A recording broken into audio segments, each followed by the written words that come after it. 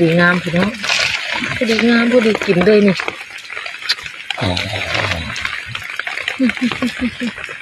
พอดีงามพอดีงามพี่น้องโอ้ยตายคันนี้นี่เลยใช่พอดีงาม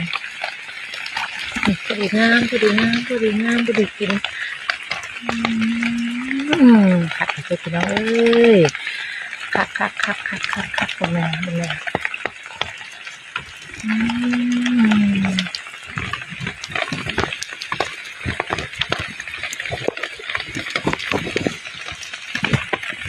่น้องมาเป็นกัน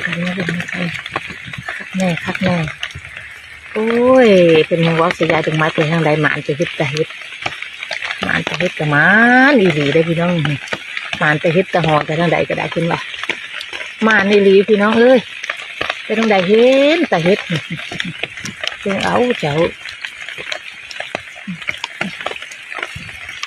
บัดนี้สิเก็บไปพี่น้องบัด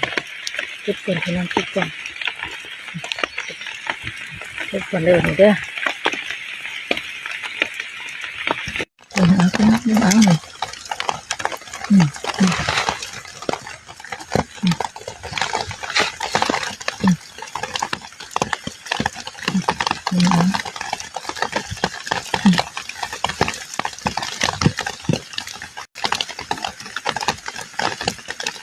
เป็นพระทุกข์พระผลอยู่นะ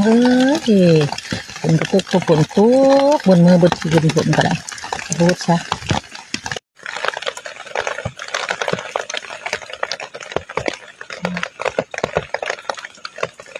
หมาแล้วเป็นโอ้ดีงาม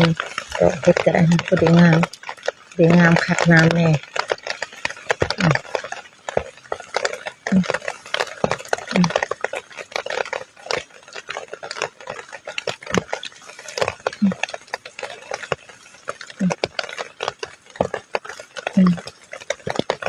เลือกขึ้นบ่ต้องเอามือพี่น้องถ้าขึ้นเป็นอีกทีหน้า